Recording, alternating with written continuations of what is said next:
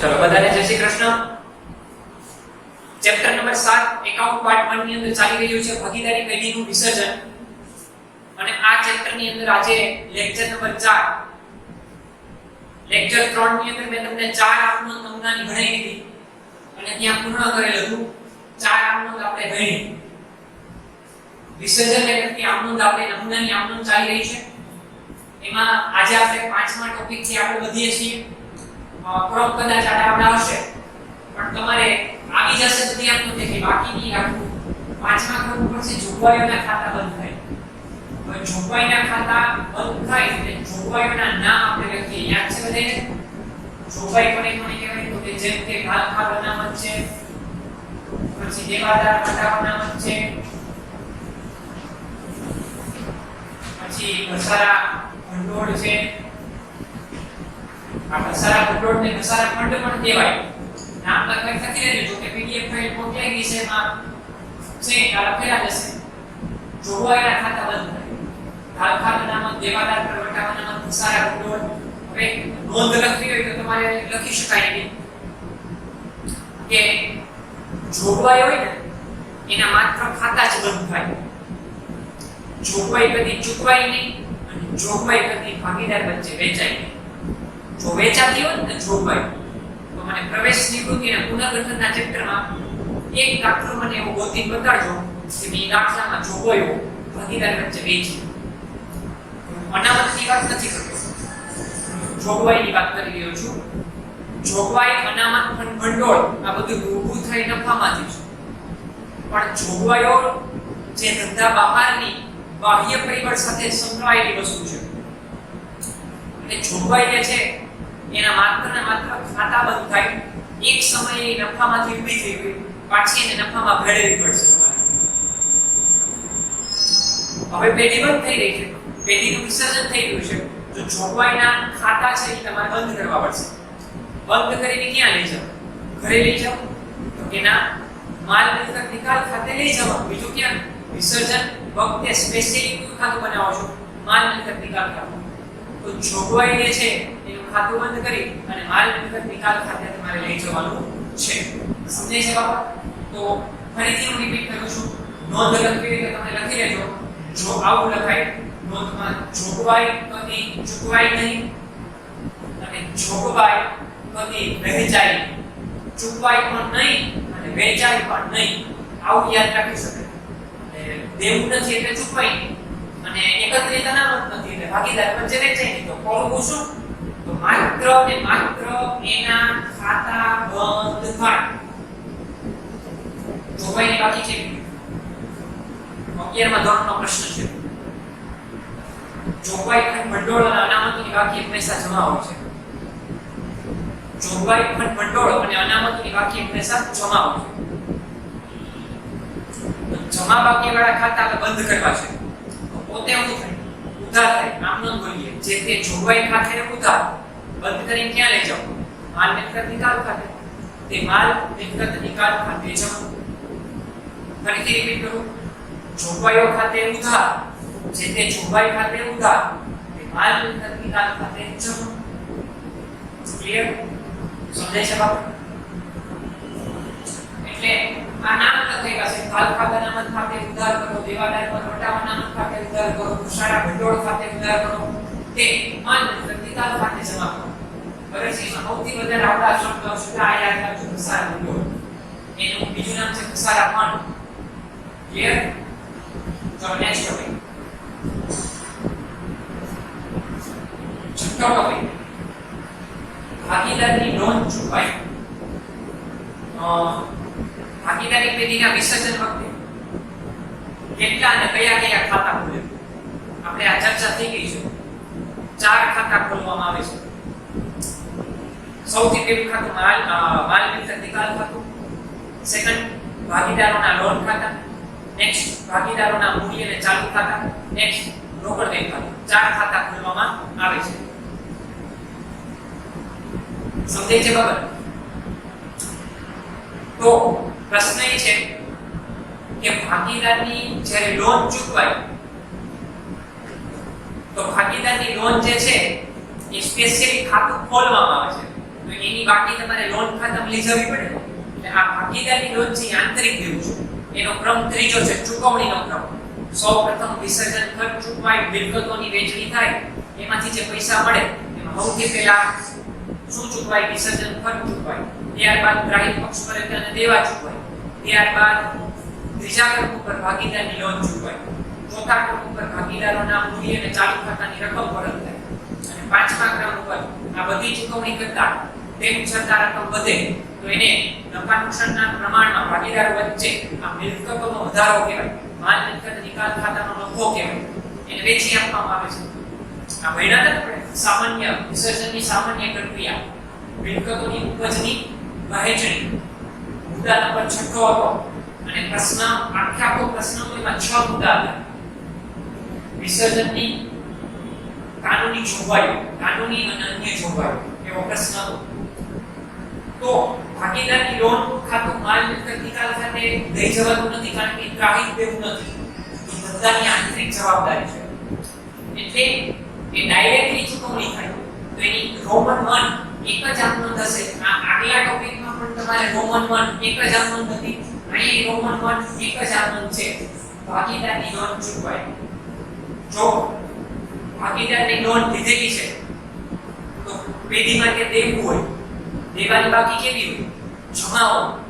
એટલે હવે એને હું ચૂકવણી કરું તો જમાથી શું થઈ જાય?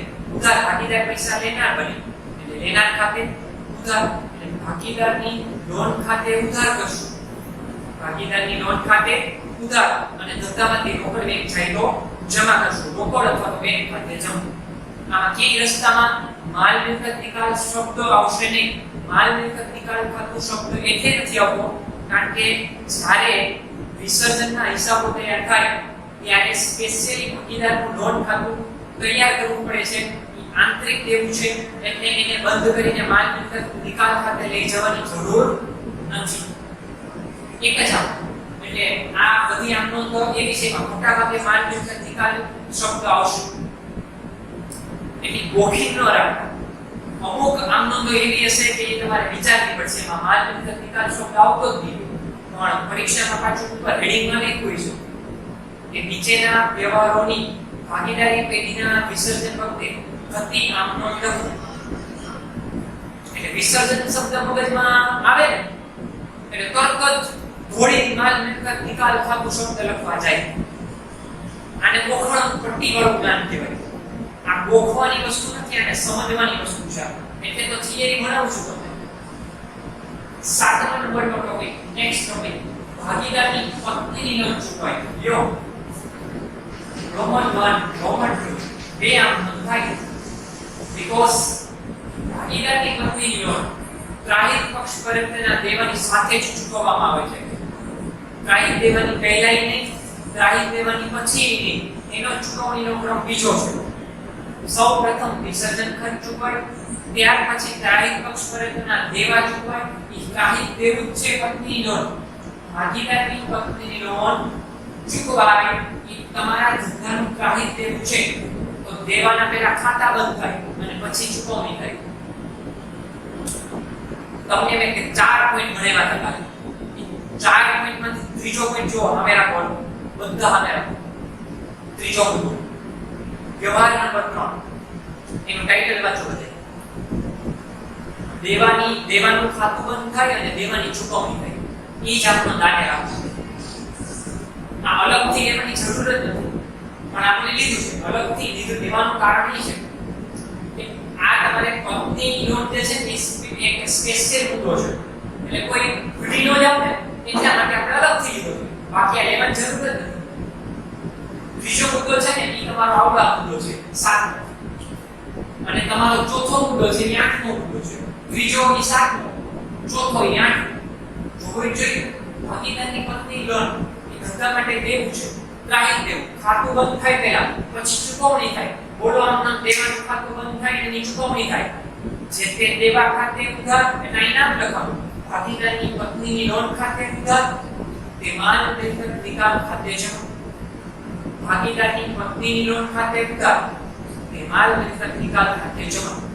બાબત છે ભાગીદારની પત્નીની લોનનું ખાતું બંધ કર્યું તેને હવે એની ચૂકવણી કરો.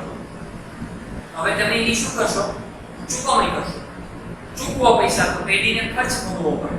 ખર્ચ થાય તો માલ મિલકત નિકાલ ખાતું ઉધાર કરો અને રોકડ બેંક જાય તો જમા કરો. રોકડ બેંક ખાતે તમારે જમા કરવાનું છે.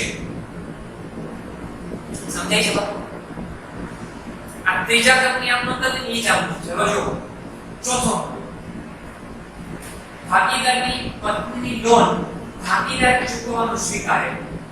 ભાગીદારની પત્નીની લોન ભાગીદાર ચૂકવવાનું સ્વીકારે. તો આમાં પણ તમારે રોમન 1 અને રોમન 2 એ બે આમ થશે. ભાગીદાર એટલે એનો પતિ ચૂકવશે, બીજો કોઈ ભાગીદાર નથી ચૂકવવાનો. એની પત્નીની લોન એનો પતિ ચૂકવશે. જ્યાં ભાગીદાર છે એ ભાગીદાર એટલે એનો પતિ ચૂકવી દેશે.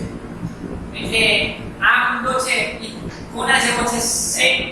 ચોથા મુદ્દા લો. વાંચો. ચોથો મુદ્દો શું છે? જો કે દેવાનું ખાતું બંધ થાય અને દેવાની રકમ કોઈ ભાગીદાર ચૂકવવાનું સ્વીકારે. તો દેવાનું ખાતું બંધ કરવાની આમનો તો જેમ ખાતી એવી બંધ થાય, એમાં કઈ ફેર ન પડે. પેલી આમનો કેમને જ રહેશે. ભાગીદારની પત્નીની લોન ખાતે ઉધાર, લોનની બાકી જમાવો એટલે હવે ઉધાર થાય. લીધેલી લોન છે ધંધા દેવું છે, દેવાની બાકી જમાવો એટલે હવે ઉધાર થાય.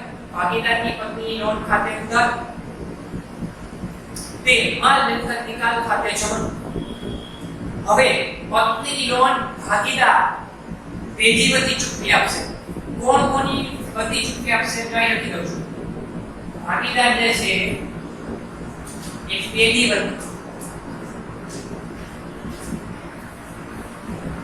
વતી ચૂકવી આપશે. કોણ કોના વતી ચૂકવી આપશે? પેઢી. એટલે ભાગીદાર જે છે એ પેઢી વતી રકમ ચૂકવી આપે છે. એટલે પ્રશ્ન એ છે કે ભાગીદાર માટે એક ખર્ચ નથી. ખર્ચો કોનો કહેવાય? પેઢીનો. કારણ કે પેઢી વતી રકમ ચૂકવાય છે. કોણ ચૂકવે છે? ભાગીદાર. કોના વતી ચૂકવે છે? પેઢી વતી. તો ખર્ચો પેઢીનો છે. એટલે રોમન 2 આ બીજી આમનો છે ચૂકવણી થાય. ખર્ચ કોનો કહેવાય? પેઢીનો. ખર્ચ થાય એટલે માલ મિલકત નિકાલ ખાતે ઉધાર કરશો. માલ મિલકત નિકાલ ખાતે ઉધાર એટલે થશે કારણ કે ખર્ચો પેઢીનો કહેવાશે. પણ અત્યારે પૈસા કોણ આપી દે છે? ભાગીદાર. તો પેઢીની લાભ આપનાર છે. લાભ આપનાર ખાતે શું થાય? જમા થાય. તો તે ભાગીદારના મૂડી કે ચાલુ ખાતે જમા કરો. બે આમ એટલે એક્ઝેક્ટલી આ ચોથો આમ ચોથી આમ તમને ભણેલી હતી છે. ચોથો મુદ્દો આ છે. જોઈ લેજો તો સાતમો મુદ્દો ભણેલો એ ત્રીજો મુદ્દો હતો. આઠમો મુદ્દો ભણેલો એ ચોથો મુદ્દો હતો. 5 6 7 8 હવે 9 10 11 12 9 10 11 12 આ મને કંઈક દેખા સા લગ રહ્યા છે. આ કેમ જોયું હોય બધું એવું મને લાગી રહ્યું છે. જો તો 9મા નંબરના મુદ્દા ઉપર 10મા નંબરનો 11મા 12 તો આ ટોપિક જે છે 9 થી 12 એની પાછળ શબ્દ બધે જોઈ ગયો બરાબર. વહેંચણી યાદ આવ્યું? ચેપ્ટર નંબર 4 ભાગીદારીનું પુનર્ગઠન રીત નંબર 3. ચેપ્ટર નંબર 5 એમાં રીત નંબર 3. ચેપ્ટર નંબર 6 એમાં રીત નંબર 3. હવે અહીંયા કઈ રીત પાડવાની જરૂર જ નથી. હવે કઈ નહીં સમજાવું. બધી થિયરી મેં ભણાવી દીધી છે. એટલે બરોબર ધ્યાનથી સાંભળજો કે આ બધા ટોપિક પણ પાછા તમારે અહીં ભણવાના આવ્યા. પણ બોર્ડની પરીક્ષામાં આ ટોપિક પૂછાય છે ત્યારે ઉપર મથાળું કેવું થઈ ગયું છે કે નીચે આપેલા વ્યવહારોની વિસર્જન કે શું આમનું થશે, શું નિકાલ કરશો તમે.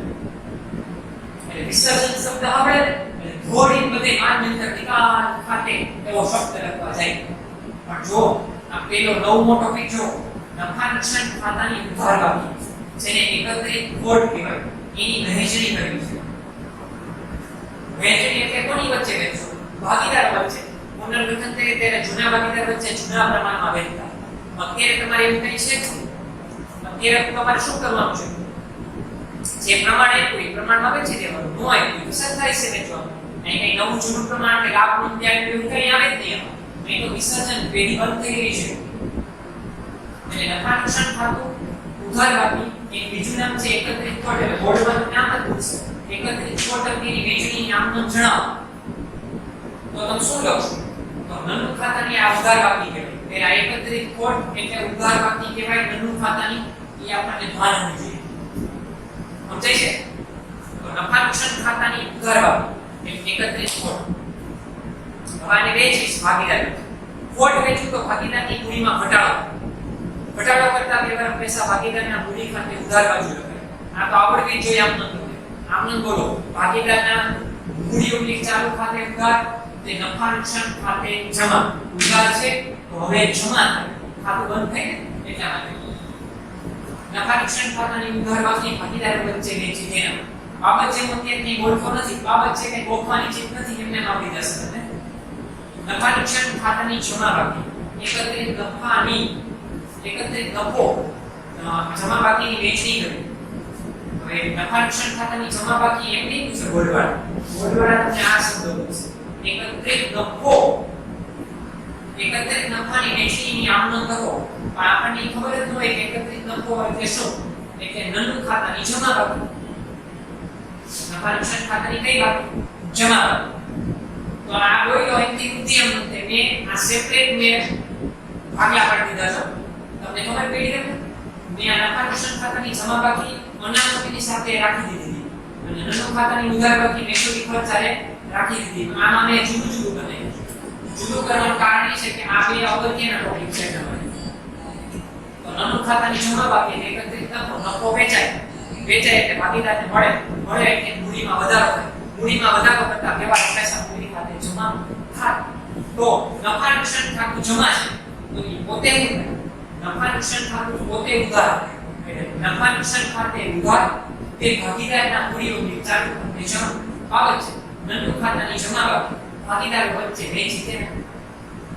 ક્યાંય માલ મિલકત નિકાલ શબ્દ આવતો નથી. વિસર્જનની આમનો ભણાવું છું. જો આ ટાઇટલમાં કોઈ માલ મિલકત નિકાલ ખાતું શબ્દ આવતો નથી એવું જરૂરી નથી. બધી આમનોમાં માલ મિલકત નિકાલ શબ્દ આવે છે. ચાલો નેક્સ્ટ એકત્રિત અનામતોની વહેંચણી.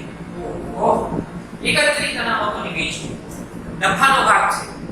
અનામતો વેચાય, જોગવાઈ ન વેચાય. હમણાં ચર્ચા કરી. જોગવાઈ વેચાય નહીં, જોગવાઈ. એકત્રિત અનામતોના તો નામ લખવા બેસ તો બોર્ડ ભરાઈ જશે. આવડે છે નામ? યાદ છે? એકત્રિત અનામતોના નામ યાદ છે? બોલું છું. જો આટલા નામ હતા. જો કોઈ જોયા હો એ તમારે ચોપડો બહુ આગો હશે. પુનર્ગઠનની વાત થઈ રહી છે એટલે રીત નંબર 3. પુનર્ગઠન ચેપ્ટર નંબર 4 રીત નંબર 3. અહીંયા ખબર છે કે પાનામાં ડિવિઝન પાડી લખેલું છે. સમજાય છે? બોલું છું. એમાં પહેલો શબ્દ જમણી બાજુ નફા નુકસાન ખાતાની જમા બાકી એવો શબ્દ એ કામે કે અલગ પાડી દીધું છે. બોલો અનામતો નાના. સામાન્ય અનામત, અનામત ભંડોળ, મૂડી અનામત, આકસ્મિક અનામત, કારીગર અકસ્માત, વળતર અનામત અને રોકાણ બંધઘટ અનામત. 7 નામ બોલ્યો પણ હતા 8 નામ. પણ એક નફા નુકસાન ખાતાની જમા બાકી આપણે અલગ પાડી દીધી ને આમનો જ અલગ શીખાય. કારણ કે એક પૂછાય તો હું લખવી તમને આવડે એટલા માટે. ફરીથી સામાન્ય અનામત, અનામત ભંડોળ, મૂડી અનામત, આકસ્મિક અનામત, ત્યાર પછી તમારે કારીગર અકસ્માત, વળતર અનામત અને રોકાણ બંધઘટ અનામત. આ 7 નામ છે. અનામતોની બાકી કેટલી? જમાઓ. તો હવે બધા ખાતા ઉધાર થાય. બધા ખાતા ઉધાર. અને અનામતો એ નફાનો ભાગ છે. નફા ભાગીદાર વચ્ચે વેચું તો એની મૂડીમાં વધારો થાય. એટલે એના મૂડી કે ચાલુ ખાતે જમા કરવા પડે. એટલે ભાગીદારના મૂડી ખાતે જમા. ભાગીદારના મૂડી ખાતે જમા. બોલું છું. સામાન્ય અનામત ખાતે ઉધાર, અનામત ભંડોળ ખાતે ઉધાર, અનામત ખાતે ઉધાર. આ ત્રણમાંથી એક જ નામ હશે. સામાન્ય અનામત, અનામત ભંડોળ અને અનામત. એ ત્રણેય એક જ કહેવાય. એ ત્રણેય નામમાંથી એક જ નામ હશે. મૂડી અનામત ખાતે ઉધાર, આકસ્મિક અનામત ખાતે ઉધાર, કારીગર અકસ્માત, વળતર અનામત ખાતે ઉધાર, રોકાણ બંધઘટ અનામત ખાતે ઉધાર. અને તે ભાગીદાર અહીં જૂના શબ્દ નથી બોલતો કે અહીં આવે જ નહીં. તે ભાગીદારના મૂડીઓને ચાલુ ખાતે જમા એ મળે એટલે મૂડીમાં વધારો થાય. રાઈટ? એટલે 11 નો ટોપિક પણ પૂરો અને 12 નો ટોપિક પ્રસારિત મહેસૂલી ખર્ચની વહેંચણી. પ્રસારિત મહેસૂલી ખર્ચના નામ બે જ છે, ખાલી બે જ લખાવ્યા હતા આપણા અભ્યાસક્રમમાં. એક હતું જાહેરાત ઝુંબેશ ખર્ચ. આનું એક બીજું નામ છે, યાદ કરી લેજો. અને એક છે સંશોધન વિકાસ ખર્ચ. બાકી પ્રસારિત મહેસૂલી ખર્ચના તો કેટલાય ઉદાહરણ છે, પણ પહેલા ભાગમાં આપણે આટલા છે બે જ નામ ભણવામાં આવે છે. અને બીજું નામ યાદ કર્યું, જાહેરાત ઝુંબેશ ખર્ચનું બીજું નામ જાહેરાત ઉપલબ્ધ ખાતું. જાહેરાત ઉપલબ્ધ ખાતું એટલે જાહેરાત ઝુંબેશ ખર્ચ, જાહેરાત ઉપલબ્ધ ખાતું અને સંશોધન વિકાસ ખર્ચ. એ પ્રસારિત મહેસૂલી ખર્ચ ની વહેંચણીની આકલન કરવા માટે આ બે નામ યાદ રાખવાના. ખર્ચની બાકી કેવી હોય તો ખર્ચની બાકી દર. હવે આ વેચવા છે ખર્ચાઓની વચ્ચે ખોટ અથવા ખર્ચા વેચો ને એટલે મૂડી ઘટે. મૂડીમાં ઘટાડો કરતા વ્યવહાર હંમેશા મૂડી ખાતે ઉધાર બાજુ લખાય. બોલો આમાં ભાગીદારોના મૂડી ઉકેલ ચાલુ ખાતે ઉધાર અને આ ઉધાર છે. આ બધે ખાતા ઉધાર થઈને શું કરવા પડે? જમા કરવા પડે. તે જાહેરાત ઝુંબેશ ખર્ચ ખાતે જમા, તે સંશોધન વિકાસ ખર્ચ ખાતે જમા.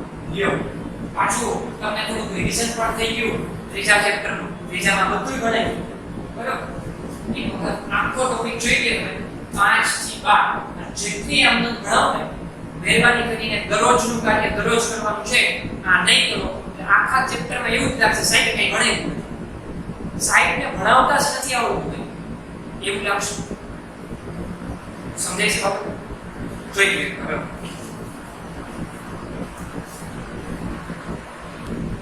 ચલો મેં તમને 12 ટોપિક ભણાવ્યા. 12 માં પછી ક્રમ નંબર 13. આ ક્રમ નંબર 13 લખેલો છે બરોબર, જોઈ લેજો. 13મો ક્રમ છે આ બરોબર. વિસર્જન અંગેની આમનોંધ ચાલુ છે હજી અને 13મો મુદ્દો ભણીએ છીએ આપણે વિસર્જન ખર્ચ અંગેની આમનોંધ. એમાં પેટા પ્રકાર પાડેલા છે A, E, C, D અને E. એમ અલગ અલગ 5 પેટા પ્રકાર પાડેલા છે. એક નોંધ પણ છે તમારે ત્યાં આજુબાજુમાં. નોંધ વાળી બાજુ પર લખી દઉં છું. નોંધ માંથી પ્રશ્ન પૂછાય છે બોર્ડમાં. પાછળ તમને BSQ માં પ્રશ્ન આપ્યો છે. સામાન્ય રીતે વિસર્જન ખર્ચ કોણ ભોગવે? તો કે પેઢી ભોગવે છે એટલે પેઢી ચૂકવે છે. આવી એક નોંધ છે અહીંયા. નો લેખિત લખી નાખજો. એક્ઝેક્ટ 13 માં ટોપિકની આસપાસ અથવા છાપે લખી નાખો તો ચાલે. ક્લાસ માં નોંધ સામાન્ય રીતે વિસર્જન ખર્ચ કોણ ભોગવે છે? પેઢી ભોગવે છે બરોબર. ધ્યાનથી સાંભળજો. કોણ ભોગવે છે? પેઢી. પણ ક્યારે? કોઈ પણ પ્રકારની વ્યવહારમાં સૂચના ન હોય તો. સૂચના ન હોય તો એ માની લેવાનું પેઢીએ ભોગવવાનું છે. એનો એક ટોપિક સૌથી સહેલો ટોપિક અને આ પૂછાય છે બોર્ડની પરીક્ષામાં. રૂપિયા 10,000 વિસર્જન ખર્ચ થયો. બસ આટલું છે. રૂપિયા 10,000 વિસર્જન ખર્ચ થયો. કાંઈ નહીં કીધું કોણ ભોગવશે? તો સામાન્યતઃ કોણ ભોગવે? પેઢી ભોગવે. પેઢી માટે ખર્ચ ચૂકવે તો માલ મિલકત નિકાલ ખાતું ઉધાર કરો. ટૂંકનોંધ બાકી કરી છે એને આપી જશે. ટૂંકનોંધમાં વિસર્જન ખર્ચ અને દેવાની ચૂકવણી. માલ મિલકત નિકાલ ખાતે ઉધાર થાય, રોકડ બેંક ખાતું જમા થાય. એવું મેં ટૂંકનોંધમાં લખાયું. એટલે એક જ આમનોંધ થશે. રોમન મન બાજુમાં લખતો જાઉં છું એટલે તમને થોડું હાઇલાઇટ થતું જાય. અહીંયા રોમન મન એક જ આમનોંધ થશે. માલ મિલકત નિકાલ ખાતે ઉધાર, રોકડ બેંક ખાતે જમા. એકદમ વેરી સિમ્પલ આમનોંધ છે. પેલો વ્યવહાર. જેમ જેમ આગળ વધશો ને એમ તમારા પાસે વિચાર માંગી લેવા વ્યવહાર આવશે. બી બીજો વ્યવહાર પેટા વ્યવહાર. બી રૂપિયા 10,000 વિસર્જન ખર્ચ પેઢી વતી ભાગીદાર આકાશે ચૂકવવાનું સ્વીકારે. લે બોલો કોણ કોના વતી પૈસા ચૂકવશે? ભાગીદાર આકાશ પેઢી વતી પૈસા ચૂકવશે. તો પેઢી વતી પૈસા ચૂકવે તો ખર્ચો કોનો કહેવાય? પેઢી વતી ચૂકવે છે. ખર્ચો તો પેઢીનો જ કહેવાય. તમે દાખલા તરીકે બાજુ તમે વસ્તુ લેવા જતા હતા બજારમાં, કરિયાણાની દુકાને તમે વસ્તુ લેવા ગયા, હજી પેલી વાત કરતા હતા ને, તો બાજુવાળા કહે કે તમે વસ્તુ લેવા જાઓ છો? હા, વસ્તુ લેવા જઈએ છીએ. તો મારા તો બાજુવાળા કે બે વેફરના ટોમેટો વેફરના પડીકા લેતા આવજો. આપણે કીધું કઈ નથી, લાવો. સમજાય છે બાપુ? તો એમના વતી દેવા છે પૈસા, અત્યારે આપણે દઈ દઈએ. હલો, બરાબર છે? તમે એમ કીધું કે હું આવી જાઉં પછી દેજો. આપણે એમના વતી ખર્ચ કર્યો છે, તો ખર્ચો આપણો ન કહેવાય, સામેવાળા વ્યક્તિનો કહેવાય. એમ આ વસ્તુ પેઢી વતી ભાગીદાર આકાશે જોયું આ પૈસા. પેઢી વતી ખર્ચો પેઢીનો છે, આમ ન બોલીએ. ખર્ચો પેઢીનો છે એટલે માલ મિલકત નિકાલ ખાતું ઉધાર કરવું પડશે તમારે. એટલે માલ મિલકત નિકાલ ખાતું ઉધાર તે આકાશ, ભાગીદાર આકાશ જે પેઢીને લાભ આપનાર બને છે એને ચૂકવી દીધા પૈસા. આકાશ લાભ આપનાર છે, લાભ આપનાર ખાતે જમા કરો. તે આકાશના મૂલ્યની ચાલુ ખાતે જમા 10,000. આ કાલ્પનિક ઉદાહરણ બનાવતા છો આંકડા સી, એટલે તમને ખબર પડે કે આમાં કઈ રીતે આમનો થાય. આમાં પણ તમારે આમનો કેવી થશે એ કરશું રોમનમાં. તો આ એ ટોપિક અને બી ટોપિકમાં બહુ જાજો ફેર નથી. અહીંયા તમારે રોકડ બેંક ખાતું જમા થયું, અહીંયા ભાગીદાર આકાશનું મૂડી કે ચાલુ ખાતું જમા થયું, બસ એટલો જ ફેર. બાકી બે આમનામાં માલ મિલકત નિકાલ ખાતું તો ઉધાર જ થાય.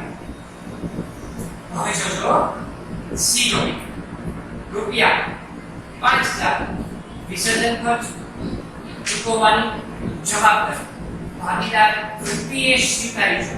ભાગીદાર ઘરતી નામના એક ભાગીદાર છે, એને સ્વીકારી છે. જેના નાણાં ભાગીદાર ઘરતીએ અંગત રીતે ચૂકવ્યા છે. આ 5,000 રૂપિયા ભાગીદાર ઘરતીએ અંગત રીતે ચૂકવી દીધા. ચૂકવવાની જવાબદારી ભાગીદાર ઘરતીએ માથે ઉપાડી. હવે કયો સામાન્ય તો કોણ વિસર્જન ખર્ચ ભોગવે? પેઢી. પણ ક્યારે વ્યવહારમાં કોઈ સૂચના ન હોય ત્યારે, વ્યવહારમાં કોઈ સૂચના ન હોય ત્યારે આ ત્રીજો એટલે કે સી ટોપિક નું જે તમને ભણાવું છું, આ સી ટોપિકમાં અત્યારે તમારે વિસર્જન ખર્ચની જવાબદારી કોણે માથે ઉપાડીની? ભાગીદાર ઘરતીએ કહી દીધું છે કે વિસર્જન ખર્ચ હું ભોગવી લઈશ. તમે એમ કીધું કે 12મા ધોરણમાં સારા ટકા લઈ આવીશ, 90% સુધી લઈ આવીશ રિઝલ્ટ, 99.99 PR છે એ સાથે બોર્ડ ટોપ 10 માં ટોપ કરીશું. એક જવાબદારીનો ટોપલો માથે ઉપાડ્યો તો એ જવાબદારી તમારે જ અદા કરવી પડે, બાજુવાળા કોઈ અદા કરવા ન આવે. તો જવાબદારી જેમાં ન પડે એ લોકોએ પૂરી કરવી પડે. સમજાય છે? તો એ રીતે આમાં પણ તમારે એવું છે, આમાં પેઢી હવે કે રસ્તામાં નહીં આવે. આમાં મેં એમ નથી કીધું કે પેઢી વધતી જ પાસે એવું કઈ નથી. આમાં તો ચૂકવવાની જવાબદારી ભાગીદાર ઘરતીએ સ્વીકારી દીધી છે. તો હવે બન્યું એવું કે જેના નાણાં એટલે કે આ 5,000 ભાગીદાર ઘરતીએ અંગત રીતે એની ઘરે જે પૈસા પડ્યા હતા ને એમાંથી ચૂકવી દીધા. તો એનો જવાબ જો એમાં જવાબમાં એવું છે કે આ સંજોગોમાં પેઢીના ચોપડે વિસર્જન અંગેની કોઈ આમનોંધ થશે નહીં, કોઈ આમનોંધ ન થાય એવો જવાબ છે. અને તમારે પરીક્ષામાં એક જવાબ લખવાનો છે, કોઈ આમનોંધ જ નથી. કા તો કે ભાગીદાર ઘરતીએ તો જવાબદારી સ્વીકારી હે અને પૈસા પણ એને અંગત રીતે વારંવાર ચૂકવી દીધા. તો સ્વાભાવિક બાબત છે, એમાં પેઢીના ગલ્લામાં પૈસા આવતા નથી, પેઢીને ગલ્લામાંથી પૈસા જતા નથી, પેઢી કઈ કેવા દેવા નથી. એટલે પેઢીના ચોપડે આ લેવાથી કોઈ આમનોંધ થશે નહીં. Next topic D. હવે સાંભળજો, મોસ્ટ ઇમ્પોર્ટન્ટ આઈએમપી તમને આપી દઉં છું. આ પહેલો અને આ ડી ટોપિક સૌથી વધારે આ ટોપિક પૂછે છે. ડી વિસર્જન ખર્ચ ચૂકવવાની જવાબદારી ભાગીદાર ગગન નામના એક ભાગીદાર છે. અહીંયા આકાશ હતા, અહીંયા ધરતી અને ગગન સ્વીકારી છે. જે બદલ પેઢીએ તેને મહેનતાણા રૂપિયા 10,000 ચૂકવવાનું નક્કી કર્યું. એ વાક્ય છે. પછી વાક્ય પૂરું થયું, પૂર્ણ વિરામ. પછી આગળ વિસર્જન ખર્ચ પેઢીએ તેને એટલે કોને? તો કે ગગનને. તેને એટલે કોને? ગગનને રૂપિયા 8000 ચૂકવ્યા. તે બોલો એટલે આમાં બે વાક્ય છે તો બે આમનું થશે. બે વાક્ય બે આમનું સિક્વન્સ શીખી લેજો. વિસર્જન ખર્ચ ચૂકવવાની જવાબદારી ભાગીદાર ગગનને સ્વીકારે છે. હવે જો આમાં આ વ્યવહારમાં વિસર્જન ખર્ચ કેટલો થયો ને એ કઈ કીધું જ નથી. હવે વિસર્જન ખર્ચ આપણે ખબર નથી કેટલો છે, એમાં કીધું નથી. જો વ્યવહારમાં એ 50000 થયો, લાખ થયો, 5000 થયો કે 0 થયો, કાઈ ન થાય. હવે પેલી કઈ લેવા દેવા નથી. જેટલો વિસર્જન ખર્ચ થશે એ બધોય પણ ભોગવવાનો છે ભાગીદાર ગગન, કારણ કે ટોપલો એને ઉપાડ્યો છે માથે જવાબદારી. એટલે પણ પેઢીને એક દયા આવી. શું દયા આવી? પેઢીને દયા આવી કે વિસર્જન ખર્ચ જે છે એ આ ભાગીદાર ગગન ચૂકવી આપવાના છે. વિસર્જન માટે બધી દોડાદોડી કરશે, આમ તેમ કરશે, બરાબર છે. એના માટે આપણે એક કામ કરીએ કે જે બદલ એટલે આ વિસર્જન ખર્ચની જવાબદારી પણ ટોપલો પડ્યો ને એ બદલ પેઢીએ તેને કોને ગગનને મહેનતાના રૂપિયા 10000 ચૂકવવાનું નક્કી કર્યું. ફ્રી નથી, ચૂકવવાનું નક્કી કર્યું. એટલે આ પેલા વાક્યની આમનો મહેનતાનું ચૂકવવાનું નક્કી કર્યું. આ 10000 નો મહેનતાનું છે, ફ્રી નથી, ચૂકવવાનું નક્કી કર્યું. એટલે તેવું બન્યું. શું બને? ચૂકવ્યું તો રોકડ વ્યવહાર. યાદ રાખો 11મા ધોરણનો ટોપિક. ચૂકવ્યું તો રોકડ વ્યવહાર, પણ હજી ચૂકવવાનું નક્કી કર્યું તો પેઢી માટે ખર્ચ બને. મહેનતા ખર્ચ થાય તો માલ મિલકત નિકાલ થાય, ઉધાર થાય. રોમન મન બે આમનું થશે આ વ્યવહારમાં. રોમન મન અને રોમન ટુ બે આમનું થશે. આની ટોપિક રોમન મન બોલીએ માલ મિલકત નિકાલ ખાતે ઉધાર. સાંભળજો. અને તે ચૂકવવાનું કોને છે? કોને? તો કે ગગનને. એટલે ગગન પેઢીને લાભ આપનાર ખાતે જમા કરો. તે ગગનના મૂલ્યોની ચાલુ ખાતે જમા 10000. સમજાય છે કહું? આપેલી આમ. હવે રોમન 2 બીજું વાક્ય આગળ હતું. વિસર્જન ખર્ચ પેટે પેઢીએ તેને એટલે કોને? ગગનને રૂપિયા 8000 ચૂકવ્યા છે. વિસર્જન ખર્ચ પેટે પેઢીએ તેને રૂપિયા 8000 ચૂકવ્યા. તો વિસર્જન ખર્ચ હજી પણ નથી ખબર. 5000 થયો, 10000 થયો, 5 લાખ થયો, 1 લાખ થયો, એ આપણને ખબર નથી. ગમે એટલા થયો એની આપણે લેવા દેવા નથી. પણ વિસર્જન ખર્ચ પેટે પેઢીએ 8000 રૂપિયા આ ગગનને ચૂકવ્યા છે. તો હવે આ વખતે આમ કરીશું. ગગન વતી વિસર્જન ખર્ચના પેઢીએ ચૂકવ્યા. વાક્ય થઈ ગયું. સામાન્ય તો કોણ ભોગવે? પેઢી. પણ સૂચનાઓ તો એને ફોલો કરવી પડે. આમાં કોણે જવાબદારી મોકલવો પડે? ગગને. તો ગગન વતી 8000 રૂપિયા અત્યારે પેઢીએ ચૂકવી દીધા. તો ગગન ધંધામાંથી પૈસા લઈ ગયો કહેવાય. દેનાર ખાતે ઉધાર કરો. બે આમનો ફરજિયાત છે આમાં. ડી ટોપિકમાં ગગનના મૂડીઓની ચાલુ ખાતે ઉધાર 8000 અને ચૂકવ્યા શબ્દ જો આવી જો છે. એટલે રોકડ વ્યવહાર લેવા છે. રોકડ બેંક જાય તો ઉધાર જમા તે 8000. ગગનના મૂડીઓની ચાલુ ખાતે ઉધાર તે રોકડ ઓબ્લિક બેંક ખાતે જમા 8000. ક્લિયર? બે આમનો ફરજિયાત છે. નેક્સ્ટ ઈ ટોપિક વિસર્જન ખર્ચ પેટે રૂપિયા 5000 ભાગીદાર સમીર વતી પેઢીએ ચૂકવ્યા. આ સમજી લે એને સાચું કહો. શું કામ? આ માર્ચ 2016 માં આખી ચોપડી ખીચડી લેજો તમારી ટેક્સ્ટ બુક. આ ટેક્સ્ટ બુકમાં આવા ઈ ટોપિક છે. ઈ ટોપિક ક્યાંય તમને જોવા નહીં પડે. તોય માર્ચ 2016 માં પૂછાતો.